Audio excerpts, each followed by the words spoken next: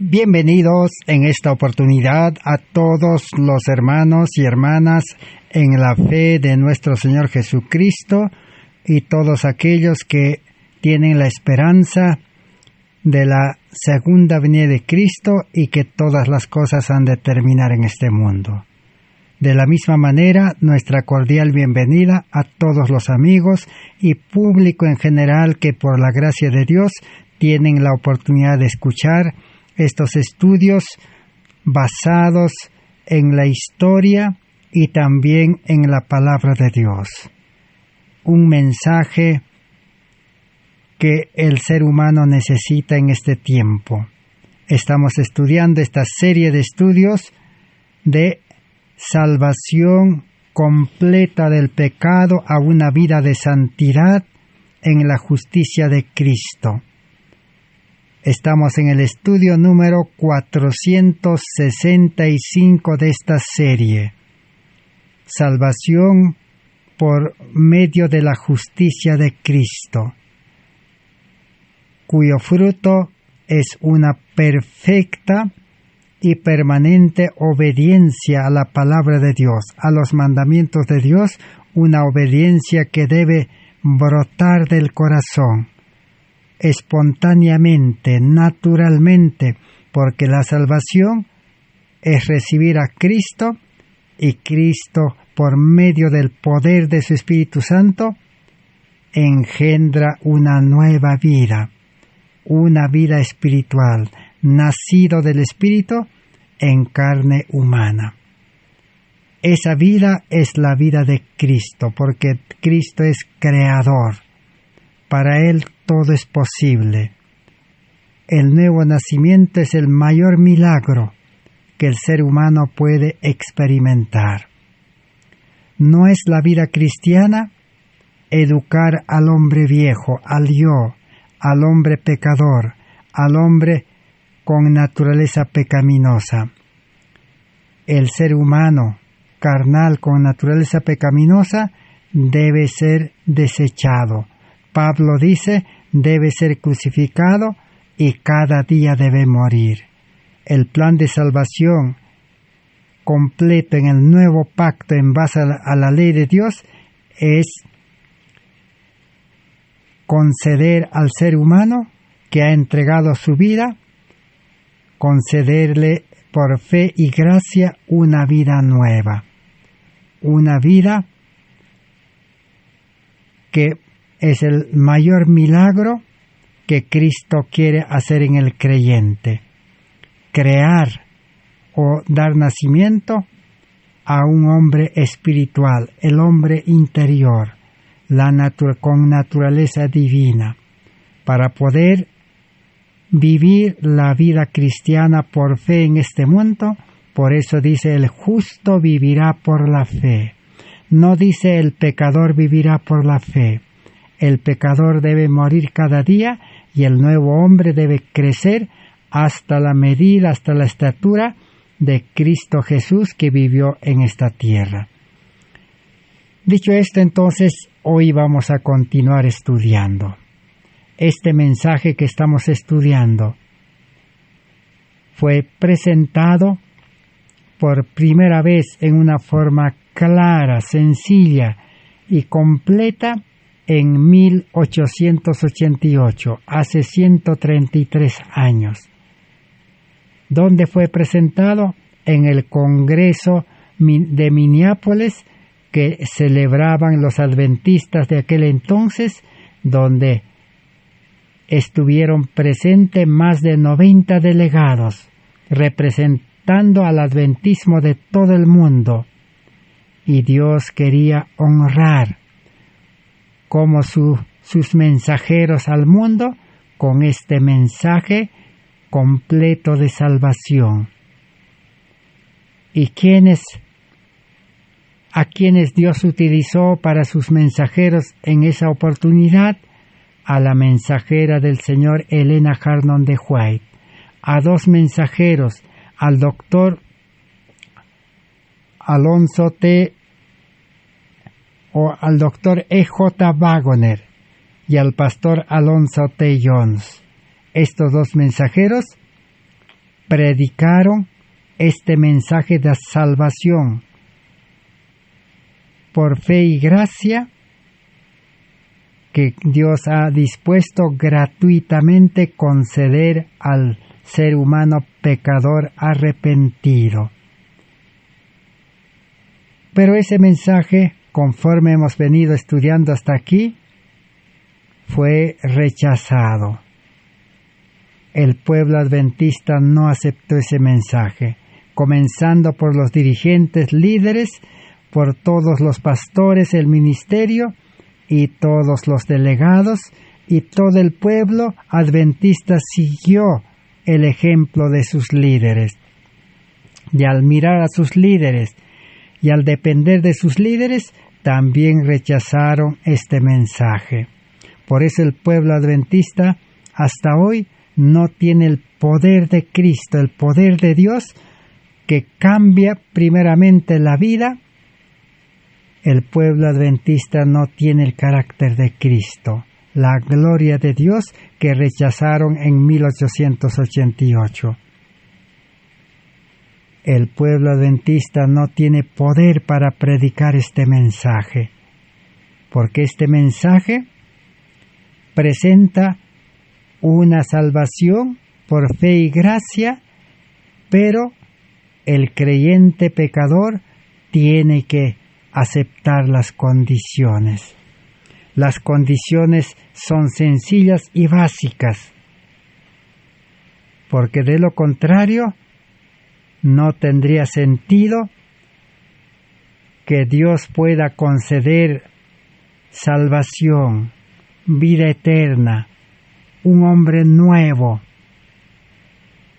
al pecador, porque el pecador al recibir el Espíritu Santo, la gracia de Dios, prácticamente el pecador manejaría el Espíritu Santo y el poder de Dios para las cosas del mundo, para poder enriquecerse, para acumular bienes, para ser famoso en el mundo, para sus intereses utilizaría. Por eso Dios no concede su Espíritu, ni su gracia, ni vida nueva al pecador que quiere pues manejar al Espíritu Santo. Dios solamente puede conceder su Espíritu, su gracia y vida nueva al pecador que está dispuesto a morir al pecado, morir al yo, morir al egoísmo, y ya no vivir para sí mismo y ya no vivir para el mundo. Y la otra condición similar es que el pecador debe entregar todo lo que tiene. No olvidemos, ¿qué es lo que tiene? Tiene pues sus bienes, sus tesoros, sus riquezas de maldad. Debe de entregarlo a Cristo y dedicarlo como un administrador para predicar este evangelio y para poder ganar almas. El 100%, del 100%, el 10% es un diezmo para el ministerio y el 90% tiene que invertirlo bajo la dirección del Espíritu Santo para predicar el evangelio. Del mismo modo, sus talentos, sus habilidades, su preparación, tiene que dedicarlo 100% al servicio de Dios, no al servicio del mundo. Y por último, su tiempo. El ser humano ha recibido de Dios tiempo de 7 días, 30 días al mes, 360 días al año. Los 7 días debe dedicarlo al Señor su tiempo, a predicar, a enseñar y sanar enfermos, seguir el ejemplo de Cristo. Entonces, ahora sí, experimentará la verdadera conversión, el nuevo nacimiento. Será justificado por la fe realmente, lo cual es recibir el perdón y cambio de corazón, cambio de vida, y empezar la carrera cristiana, la vida cristiana. Allí ingresa la nueva criatura en Cristo Jesús a la escuela de Cristo. Ahora su maestro ya no serán los seres humanos. Su maestro será Cristo. Su líder ya no será un ser humano, sino Cristo. Su piloto Cristo, su padre Cristo, su guía Cristo. Todo Cristo será para el creyente. Y muchos ahora podrán desconcertarse quizás o escandalizarse. Dirán entonces, ¿qué de los pastores, de los obreros, de los líderes, de los maestros?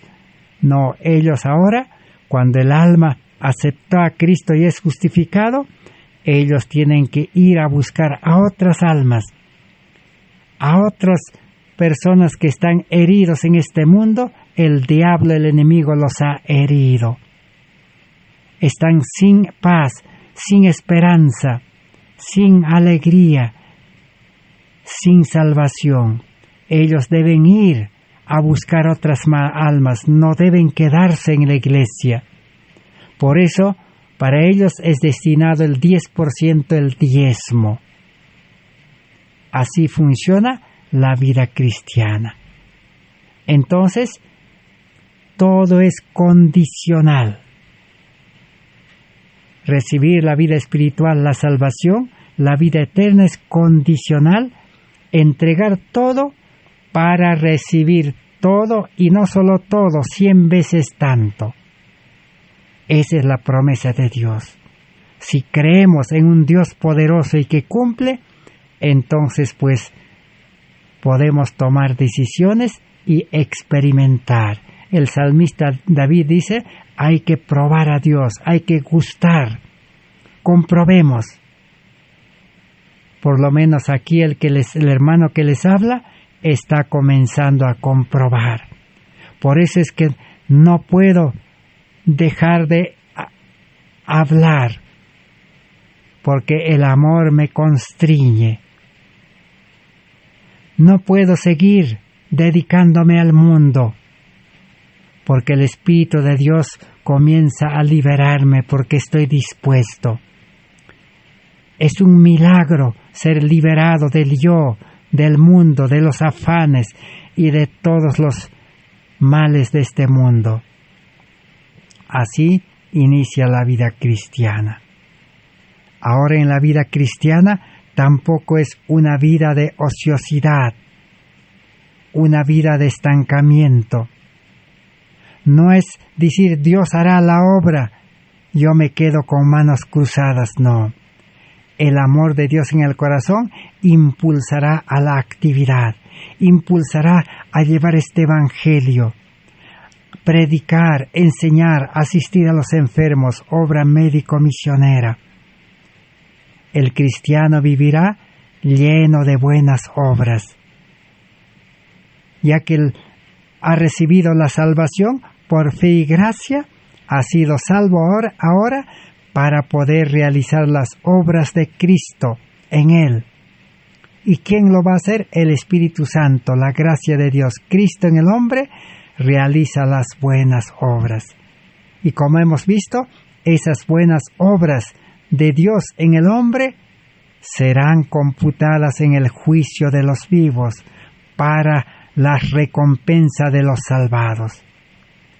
Pero si el cristiano volvió a su vida antigua, al yo, a la vida egoísta, a la vida de una religión legalista, perderá la salvación.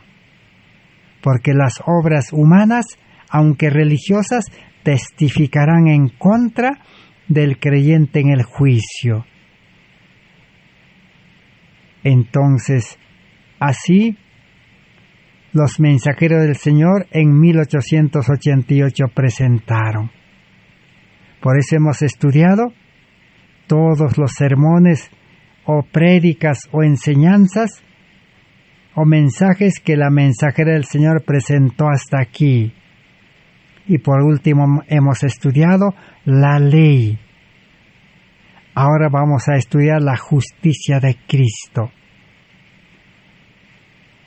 ¿Cómo presentó la justicia de Cristo? ¿Qué es la justicia de Cristo? Ya algo hemos comprendido. La justicia de Cristo es santidad, es rectitud, es pureza, es amor, es paz, es gozo y todas las virtudes o frutos del Espíritu. Esa es la justicia de Cristo, la vida de Cristo. Por eso el mayor objetivo, el mayor deseo, el mayor anhelo del creyente debe ser recibir la justicia de Cristo. Pero para ello necesitamos renunciar a nuestra propia justicia que es por la ley. Así como Pablo, en cuanto a la justicia, dice en Filipenses 3, impecable dice, pero cuando aceptó a Cristo y su justicia, a su vida religiosa anterior de obediencia a la ley de Dios, de los 10 mandamientos, lo consideró como basura. Lo tengo, dijo, como estiércol, no me sirve. Justicia propia es trapo de inmundicia, porque todo lo que el hombre obedece, aunque sea creyendo en Dios, está contaminado de egoísmo. No tiene ningún valor a la vista de Dios. Es como la ofrenda de Caín. Entonces, el verdadero cristiano justificado ya no vive bajo la ley, ya no está bajo la maldición de la ley, ya no está en el pacto de maldición, pacto antiguo, donde el hombre promete y quiere ser fiel a Dios, aunque sea creyendo. Ahora, al recibir la justicia de Cristo, es tener vida nueva. Bien, entonces en esta oportunidad vamos a continuar estudiando. Iniciaremos ahora porque la ley de Dios tiene que conectarse con la justicia verdadera. Porque la ley de Dios es copia de la justicia de Cristo, nada más.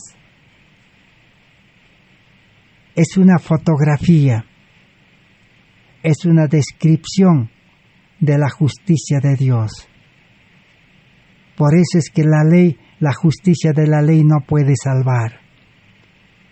Ahora necesitamos conectarlo con la justicia verdadera, que es la vida de Dios, la vida de Cristo. Jehová justicia nuestra, Cristo nuestra justicia. Pero los judíos se quedaron solo con la ley. El adventismo se quedó con la ley y con el sábado. Por eso Pablo escribió en el libro de Gálatas 3:24 y 25, lo cual escandalizó a los judíos, escandalizó al pueblo adventista. ¿Qué dice allá? La ley, dice, de los 10 mandamientos es el ayo, el tutor, el guía. Podemos decir, es la ley predicado por pastores, misioneros, maestros, líderes, que nos muestra nuestra condición pecaminosa y nos lleva a Cristo. Por eso la función de los líderes, de los pastores, maestros, es enseñarlos la Biblia, la ley, los testimonios, para mostrarnos nuestra verdadera condición. ¿Cómo estamos frente a la ley, a la Biblia y los testimonios? Estamos mal. El pueblo adventista, por ejemplo, está totalmente mal, porque los testimonios le dicen claramente que el pueblo de Dios debe vivir fuera de las ciudades, en el campo. Pregunto, ¿el adventismo sea la Corporación Adventista. Las iglesias adventistas que se han organizado para reformarse. Hay varias iglesias adventistas de la Reforma. Hay dos más antiguas, las principales. ¿Están ya viviendo en el campo? Por lo menos mínimo el 50%. Los ministerios independientes adventistas están viviendo en el campo por lo menos el 50%. Y los grupos adventistas igual, ¿están viviendo en el campo? No están viviendo en el campo. Entonces, la ley, los testimonios, la Biblia les condena, les dice que están mal. Esa es la función de los testimonios de la Biblia y de la ley. Pero ahora le dice, si tú aceptas y te parece bien que Dios no miente, no engaña, Dios dice la verdad aunque duela, es para tu bien que Dios ha dicho que el pueblo de Dios debe estar en el campo, si tú crees y aceptas a Dios, entonces le dice tienes que ir a Cristo, aceptar a Cristo, tienes que cumplir los requisitos, las condiciones. Hemos estudiado 12 condiciones, 12 requisitos en base a la fe. Y si aceptas a Cristo como tu Salvador individual y naces a vida nueva, lleno del Espíritu Santo, de la gracia de Dios, del carácter de Cristo, del amor de Dios, el Espíritu ahora te hará cumplir, te llevará al campo. Si todo el pueblo, la Corporación Adventista, adventistas reformados, ministerios, grupos, si todos realmente hubieran aceptado a Cristo por medio de la ley, todos estarían en el campo. ¿Y qué les parece, hermanos y hermanas, joven, señorita, amigo, usted que nos escucha? Esta noticia sería, pues, algo sorprendente en todo el mundo. Quizás ya no necesitaría predicar este evangelio. Todos los medios de comunicación, radio, televisión, internet, todos los medios modernos, todos hubieran dado la noticia en la pandemia del 2020 y ahora también en el 2021 está haciendo noticia las vacunas. Primera y segunda, tercera vacuna está haciendo noticia. ¿Y qué acontece? Tanto en el año 2020, los religiosos prácticamente fueron privados de la libertad, fueron encarcelados en sus casas. Ahora también las vacunas los están probando, no saben qué hacer. No, este mensaje no funciona por medio de los líderes. Muchos están esperando que la iglesia le diga vacúnese o no se vacunen. Otros están esperando líderes, maestros, que les digan sus pastores, que les digan vacúnense o no se vacunen. Qué triste vida religiosa. Si el pueblo de Dios, como dije, todos los adventistas, sea de corporación, iglesias reformadas o ministerios, estuvieran en el campo, sería una noticia maravillosa. Todo el mundo escucharía, hay un pueblo que no ha sufrido ninguna pandemia en el 2020 porque todos viven en el campo. Al campo no llegó la pandemia. En el campo no hubo privación de la libertad. Todos en el campo en el 2020 normalmente han estado cumpliendo sus actividades en el campo. Ahora en el campo también estarían felices, en paz. Allí nadie exige vacuna, porque los que viven lejos de las ciudades en el campo no necesitan viajar, no necesitan ir a los centros comerciales, no necesitan ir a comprar nada, ni ir al banco, nada. Dios había planificado bendecir la tierra, hacer producir la tierra, hasta tierras estériles, hacerlo producir para que no sufran de hambre. Hubieran hecho noticia, hay un pueblo adventista en todo el mundo, en el campo ninguno ha recibido vacuna. Y muchos, escuchando esta noticia, hubieran ido al campo a buscar a esos adventistas. O en todo caso, pedirían al Señor en sus corazones, decir: Señor, ¿por qué no me mandas uno de esos adventistas? Y Dios, a esos adventistas preparados en los puestos de avanzada en la escuela de Cristo, el Espíritu de Dios les diría: vayan a tal ciudad, a tal calle, a tal casa, se llama, es tal su nombre, tal familia, allí están esperando, lléveles la buena noticia, Cristo nuestra justicia. Están enfermos, si ellos aceptan a Cristo serán sanados, lleven esa noticia. Así como Ananías, que fue enviado por Dios en sueños a Saulo, que estaba enfermo, ciego. O así como Felipe, uno de los diáconos, el Espíritu Santo le dijo, era santo varón: anda, dice, allégate a un etíope que regresa de Jerusalén de adorar a Dios y no entiende la Biblia, acércate a él. Pero Felipe no dijo: Señor, ¿cómo voy a ir? Porque tengo que ir de un día para otro, o 2 días de camino. La geografía o la historia dice que eran como 100 kilómetros. Felipe no dijo: Señor, ¿cómo? Señor, dijo: estoy dispuesto. Oró al Señor y el Señor lo transportó, apareció cerca del eunuco.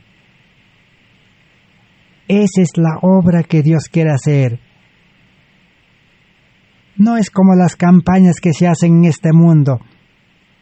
Evangélicos, protestantes, adventistas, reformistas, ministerios hacen campañas y no producen nada.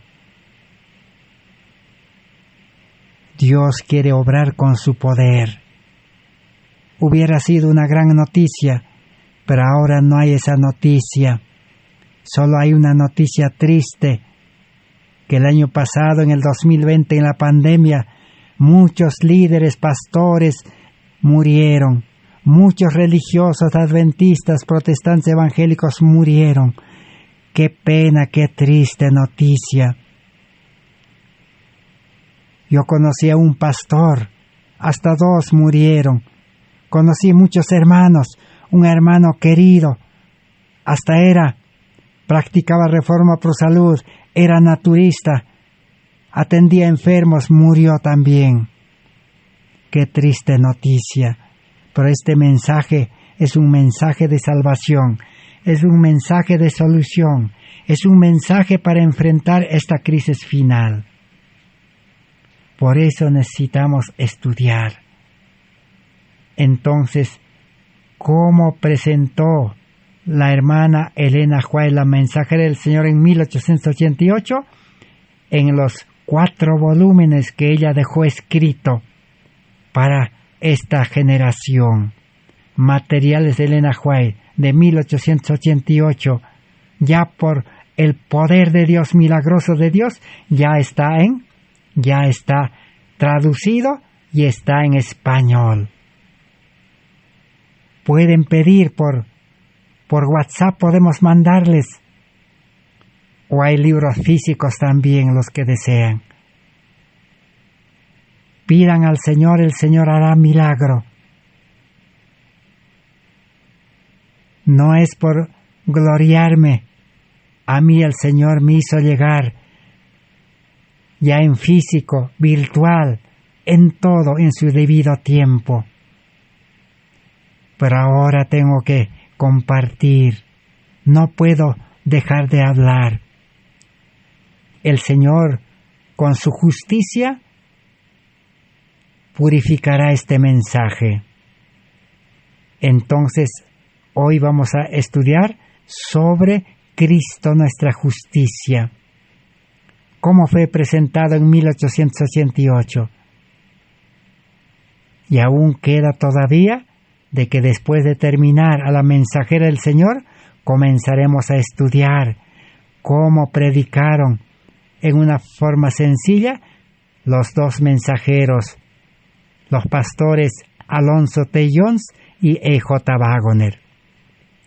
Entonces, la hermana Elena White dijo, para poder predicar este mensaje de Cristo nuestra justicia, ella levantó la voz y dijo, inspirado por Dios, necesitamos un ministerio convertido. Pastores, misioneros, maestros, líderes convertidos para predicar Cristo nuestra justicia. Pero si el ministerio no está convertido, no tiene vida nueva, su prédica no tendrá poder. Su prédica será, dijo, como la ofrenda de Caín, que Dios no aceptó. Entonces veamos. Materiales de Elena White, página 118. Página 50 primeramente leeremos y 118. La compaginación, no olvidemos, es la compaginación en inglés. Viene entre corchetes o entre paréntesis. No olvidemos esto. Veamos, y esto vale para nosotros, porque el que desconoce la historia está condenado a repetir. Necesitamos la historia. Dice así: tenemos que tener un ministerio convertido, y entonces la verdad será exaltada porque es enseñada y entretejida en el carácter. La verdad tiene que convertirse en un principio vivo y activo para convertir las almas. ¿Qué necesita hoy en día entonces? Así como en 1888,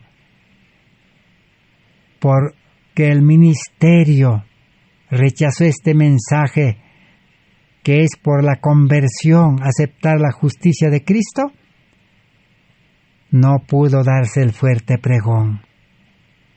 Hoy en día, que es la última oportunidad, estamos en la 11ª hora, necesitamos un ministerio convertido.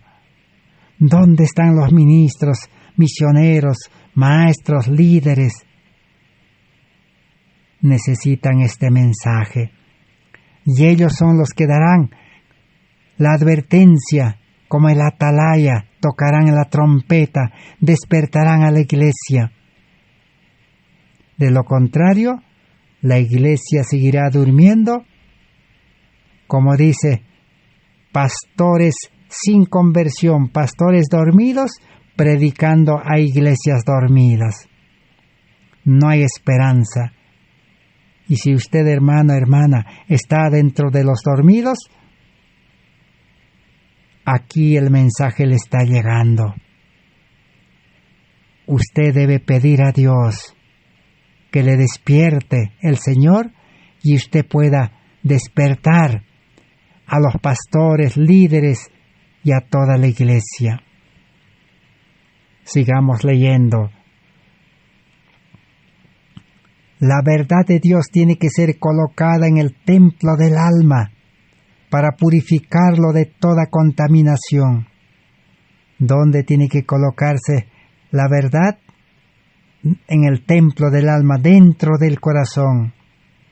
No es obedecer la palabra escrita en la Biblia, o la letra escrita de la ley, o las palabras impresas en los testimonios, no. Esa obediencia no vale. La verdad tiene que ser impreso en el templo del alma. Pero en un alma, en una persona, dice, purificado de toda contaminación.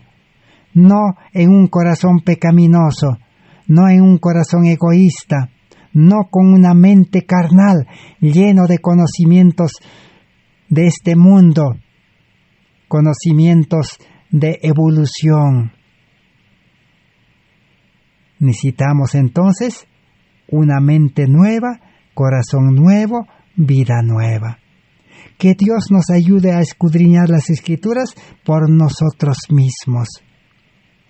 Cuando todos estemos llenos con la verdad de Dios, eso saldrá como agua de una fuente viva.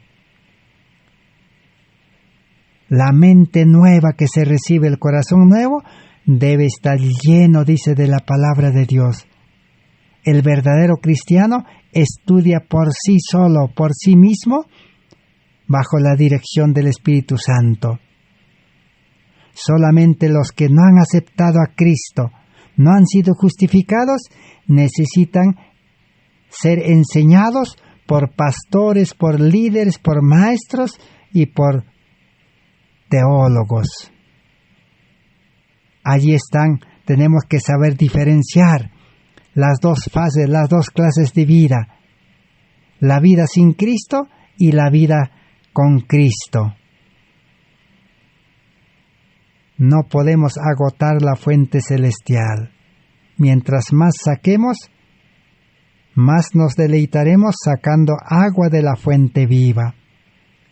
El amor, la verdad, la obediencia brotará del corazón como agua viva. Esa agua es lo que se traducirá en palabras con poder, y el mundo se maravillará de este mensaje, porque no hablaremos nuestras palabras, hablaremos las palabras que el Espíritu ponga en nuestra boca. ¡Qué maravilloso será solamente ser un medio para manifestar las palabras de Dios! ¡Oh, que seamos convertidos!, dice. Ahora mismo queremos que los ministros y los jóvenes ministros se conviertan. Queremos levantar la norma. Eso es lo que la mensajera del Señor estaba pidiendo en 1888. Pero los ministros, ni los jóvenes ministros, nadie aceptó. Todos eran ciegos, sordos, como ciegos y sordos y desnudos, se quedaron con su vida carnal. Que todas las personas vengan al alto llamado de Dios en Cristo Jesús.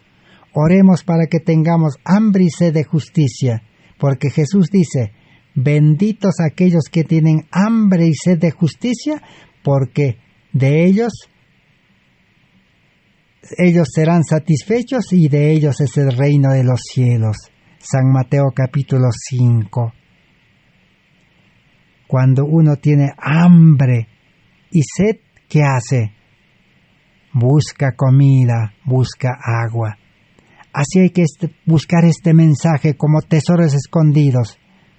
El pueblo adventista abandonó esta mina de Cristo, nuestra justicia, y nosotros necesitamos encontrar y dejar todo, si es posible vender todo y irnos a explotar esa mina para ser ricos verdaderamente en Cristo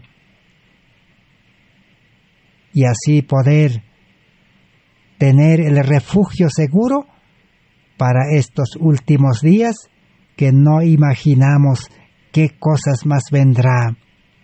Ya estamos en el segundo acontecimiento imprevisto que nadie pensó, nadie imaginó. Lo primero vino la pandemia. Y lo segundo podemos decir todavía, vino la privación de la libertad. Hasta ahora hay privación de libertad.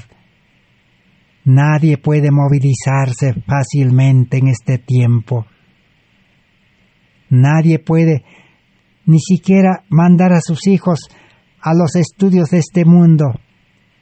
Dios está llamando a los evangélicos, protestantes, adventistas, a cualquier religioso, no interesa el nombre, les está diciendo: de que la educación del mundo no vale, por eso está paralizado, cerrado. Le está diciendo, tú y tu hijo y tu familia, dice, busquen a Cristo, la escuela de Cristo, y nadie entiende.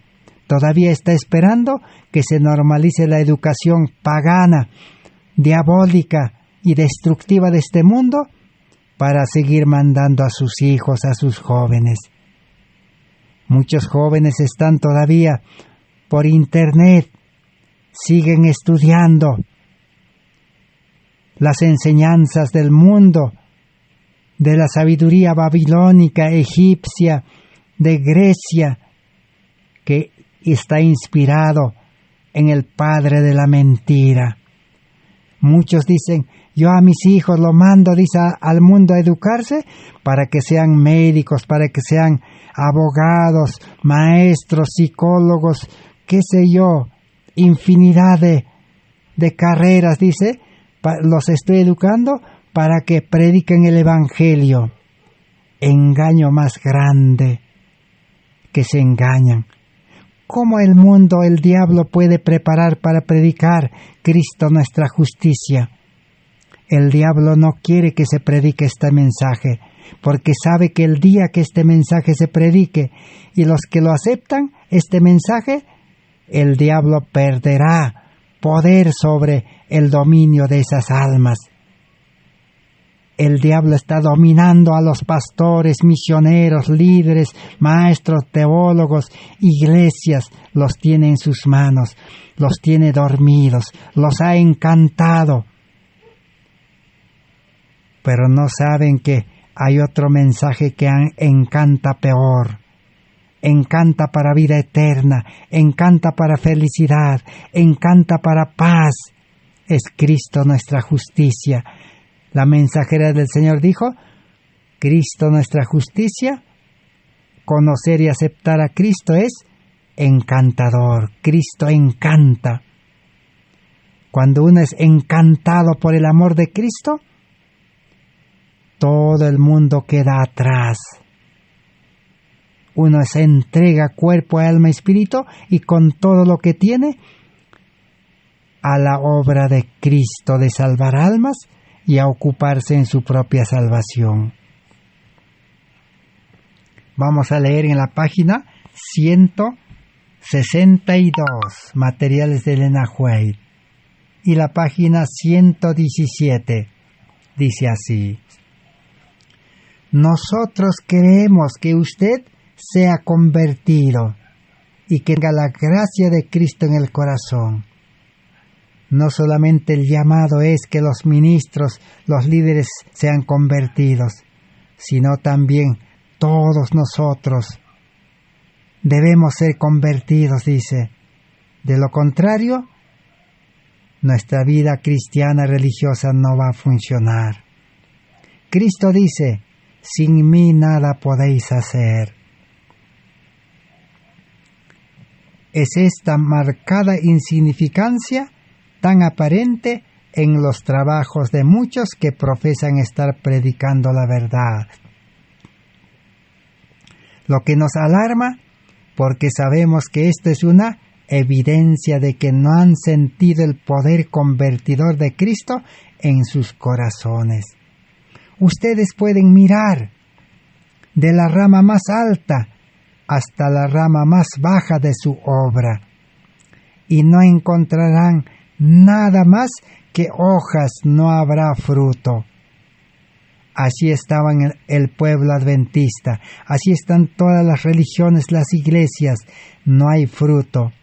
Solamente han crecido en número, en cantidad, ramas, pero no hay fruto. Dios quiere que lleguemos a una norma más alta. No es su voluntad que tengamos esa escasez espiritual. Los religiosos, dice, están como aquel árbol frondoso que Jesús fue a buscar frutos ahí cerca de Jerusalén, aquella planta de higos. Todos sabemos que la planta de higos se seca cuando no produce fruto. Pero cuando reverdece y cuando ya todo el árbol está lleno de hojas verdes, ya aparecen los frutos. Jesús fue a encontrar fruto y no lo halló. ¿Y qué dijo Jesús? Jesús dijo: en vista de que no has producido fruto, nunca más nadie coma de ti fruto, le dijo. El dueño de la naturaleza, el dueño de los animales, de la planta, el dueño de los seres humanos.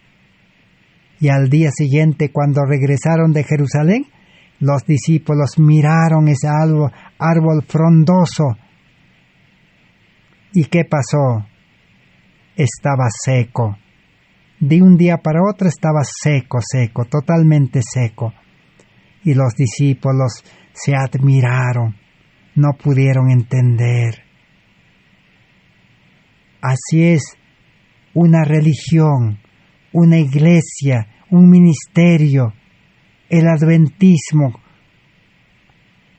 Si no tiene frutos, al día siguiente estará seco, sin vida espiritual, sin poder, sin fe verdadera, sin Cristo, sin mente de Cristo, sin la fe de Jesús. Pero todavía Dios da un corto tiempo de paz. No sabemos si este corto tiempo de paz durará 1 año, 2 años o 3 años quizás. Ya estamos 2 años ya. Necesitamos nosotros aprovechar el tiempo, porque los días son malos, dice la palabra de Dios.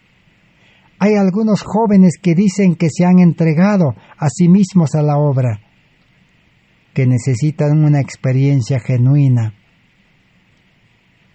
Estos iniciantes, dice, se colocan a sí mismos en una posición fácil para visitar a aquellos que están en una experiencia avanzada. Hay jóvenes que se entregan para trabajar en la obra, dice. ¿Y qué hacen, dice? Comienzan a visitar, dice, a las iglesias, a los cristianos que ya tienen experiencia avanzada. Ellos trabajan con aquellos que son más capaces de enseñarlos que lo que son capaces de enseñar a otros. Van de iglesia en iglesia, buscando los puestos fáciles, comiendo y bebiendo, y haciendo sufrir a otros para que esperen por ellos. En el mundo los heridos por el diablo están esperando por ellos. Pero estos predicadores jóvenes, dice, solo se quedan en las iglesias. Hoy podemos decir, solo se quedan predicando por Zoom, por Internet, por Face, por YouTube. Se quedan predicando. No quieren salir a buscar almas que están enfermos físicamente. El que vive sin Cristo, es fácil conocer, está enfermo físicamente. Y la segunda forma de conocer es que está de miedo. La mente humana está de miedo. Eso es lo que dice 1 de Juan 4, 17, 18. Porque no han nacido, no tienen amor, y por lo tanto están de miedo en este mundo, dice. A esas almas, dice, deben ir a buscar los mensajeros, los predicadores, los pastores, los jóvenes, las señoritas. No deben estar, dice, en las iglesias. Cuando usted mira para ver lo que han hecho, no hay nada más que hojas. En esas iglesias que usted dice está predicando, no hay fruto, hay hojas nomás. Nadie tiene el carácter de Cristo, por eso están en la iglesia. Porque si tendrían vida nueva, vida espiritual, carácter de Cristo, mente de Cristo, gloria de Cristo, no estarían en la iglesia. El amor los constreñiría, el amor ya los hubiera llevado a realizar la obra médico-misionera. Pero como están en la iglesia, no tienen frutos, son hojas secas. Y también pastores, misioneros, jóvenes, hojas secas, predicando a hojas secas. Ellos colocan en el informe después: prediqué aquí, prediqué allí, por Zoom, por Internet, por YouTube. Pero ¿dónde están las gavillas que han acopiado? ¿Dónde están las almas que se han entregado a Cristo y han nacido a vida nueva y tienen el carácter de Cristo, han recibido el Espíritu Santo, como en los días de los apóstoles, y al recibir el Espíritu Santo salen también impulsados por ese Espíritu a acompañar a los discípulos a predicar el Evangelio? ¿Dónde están? Dice, no hay ni uno. ¿Dónde están las almas que han abrazado la verdad a través de sus esfuerzos espirituales? ¿A dónde está la evidencia de su amor y devoción? Como no hay resultado, eso quiere decir que no tienen el amor de Dios en el corazón. Aquellos que están conduciendo a las iglesias hacia una norma más elevada, a través de sinceros esfuerzos, como soldados de Jesucristo, están haciendo una buena obra. Entonces, ¿cómo debe ser la prédica en las iglesias? Es presentarles una norma alta, elevada. No la norma solamente de la ley, de la Biblia, el testimonio, sino la fuente, el original. Deben presentar a Cristo crucificado, a Cristo nuestra justicia, la mente de Cristo, la fe de Jesús, la vida de Cristo. Entonces, ¿cómo será, dice la iglesia? La iglesia será una iglesia viva, una iglesia con el amor y el carácter de Cristo, y todos estarán trabajando activamente. No habrá lugar ni tiempo para quedarse en las iglesias. Es fácil conocer cuál es la iglesia verdadera, el pueblo de Dios verdadero. Ya hemos estudiado. Son aquellos que están trabajando activamente todos los días bajo la dirección de Cristo, del Espíritu Santo, en la obra médico-misionera. O si no, están preparándose en los puestos de avanzada ya listos para salir. Así se conoce a una iglesia, a un ministerio, a un grupo verdadero. Veamos ahora en Materiales de Elena White de 1888, en la página 117. ¿Qué dice allí? Muchos dicen, quiero entrar en el ministerio. Y como nuestros hermanos están muy ansiosos para recibir a todos los obreros que puedan, aceptan a estos hombres sin considerar si sus vidas dan evidencia de que poseen un conocimiento salvífico de Cristo. Nadie debiera ser aceptado si no tiene, dice, esa experiencia, si no tiene el carácter de Cristo, si no tiene la mente de Cristo, si no tiene una vida llena del Espíritu Santo. No debe ser aceptado, dice, en el ministerio. ¿Por qué? Porque consumirán los recursos, esos diezmos que fueron entregados con sacrificio, serán mal invertidos. Como obrero en la sagrada causa de Dios, hasta que quede manifiesto que posee una experiencia viva y real en las cosas de Dios. Una razón por la cual la Iglesia está en una condición de decadencia es que muchos han llegado a la verdad de esa manera y nunca han sabido lo que es tener el poder convertidor de Dios sobre sus almas. Entonces, ministros, misioneros no convertidos, que no tienen el amor de Dios en el corazón, los han predicado, la iglesia está en decadencia. Y en la iglesia no hay, dice, creyentes convertidos. Esa es la otra razón. Cuando usted, hermano, usted, hermana, ve una iglesia, un ministerio, un grupo, donde todos están en la iglesia, aunque sea por Zoom, por Internet, por Facebook, Si están en la iglesia nomás haciendo los cultos, ceremonias, eso indica que es una iglesia que nadie está convertido. Porque si uno estuviera convertido, tocaría la trompeta, despertaría al resto. Pero él tendría que primeramente entregarse a Cristo como el apóstol Pablo y decir: Señor, ¿quién eres? ¿Qué quieres que haga? Estoy dispuesto, Señor. Estoy dispuesto a dejar mi vida religiosa antigua, de mi corporación, de mi iglesia reformada, o del ministerio, o de grupo, o evangélico o protestante. Estoy dispuesto a dejar y salir. Y Dios lo llevó a Pablo al desierto de Arabia 3 años y lo educó nuevamente. Dios no acepta la educación del mundo. En vano los jóvenes se educan.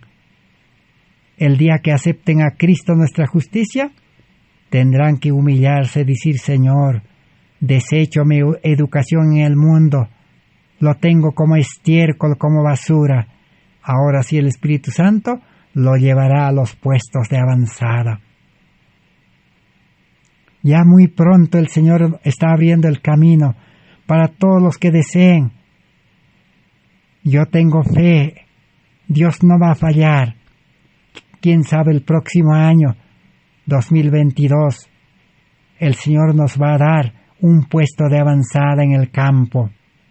Un lugar, por lo menos un campo grande, unas 100 hectáreas, para que todos los hermanos que no tienen recursos, no tienen cómo ir al campo, el Espíritu Santo los pueda traer.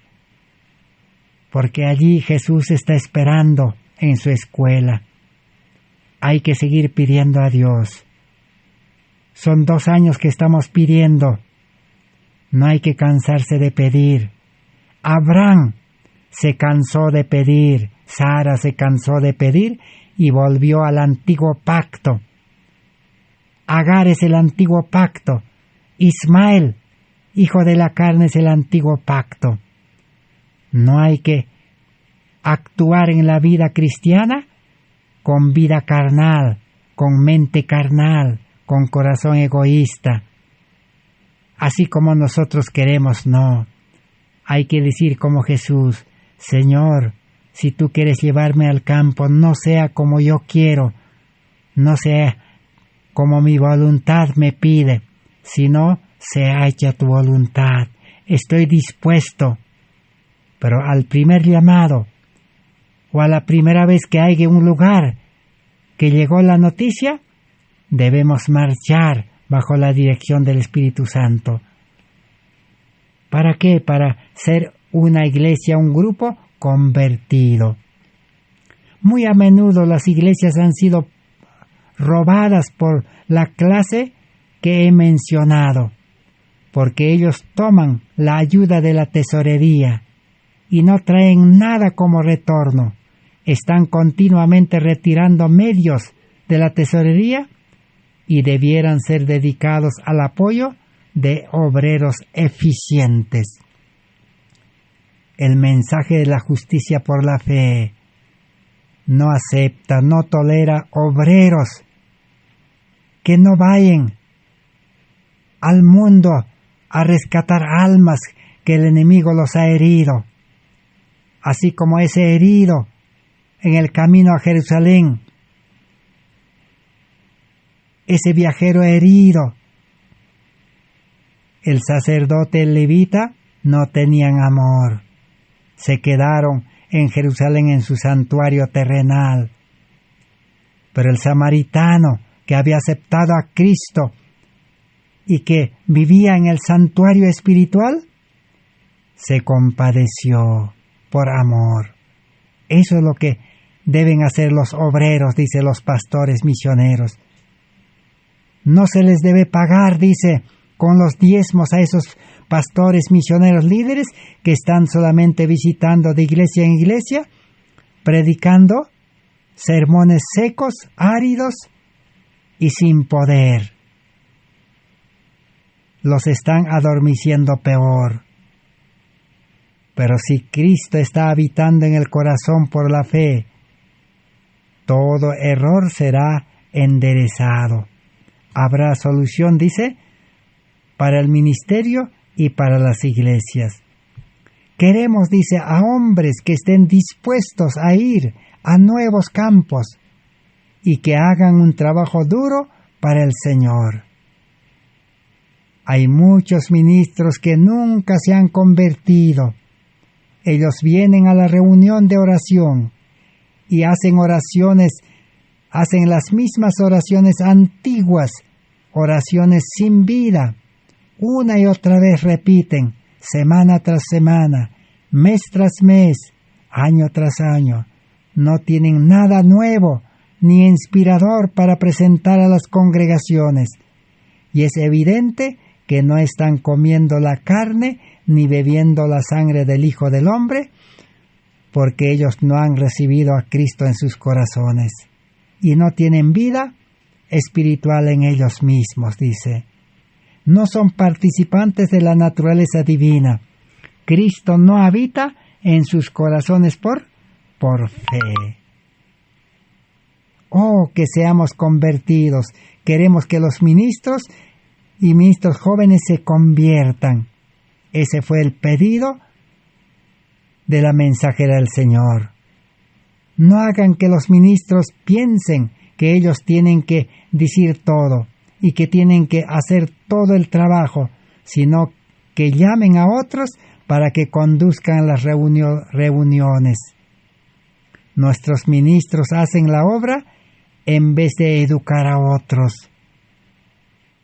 Los ministros deben educar a otros para que salgan a predicar. El trabajo de los ministros debiera ser el trabajo de un maestro. Un obrero puede hacer que 20 trabajen en menos tiempo que él mismo haría el trabajo. Los ministros deben educar 20 obreros y ponerlos a trabajar. Y una vez que los ponga a trabajar, educar otros 20 y ponerlos a trabajar. Si ese trabajo están en la iglesia, están despertando a la iglesia. Entonces hay 2 campos de trabajo para los ministros. Si quieren quedarse en la iglesia, tienen que educar mínimo a 20 hermanos y ponerlos a trabajar activamente todos los días. Todo el día. El día tiene 12 horas para trabajar. Planifiquemos para llevar adelante estos planes al pie de la letra. Materiales de Elena White, páginas 150 y 151. Que Dios bendiga su palabra. Así hoy los líderes deben ser preparados para despertar al pueblo. Gracias por vuestra amable atención. Gracias a Dios por este tiempo que nos ha dado y su palabra. Será hasta el próximo estudio por la gracia de Dios. Amén. Así sea, hermanos.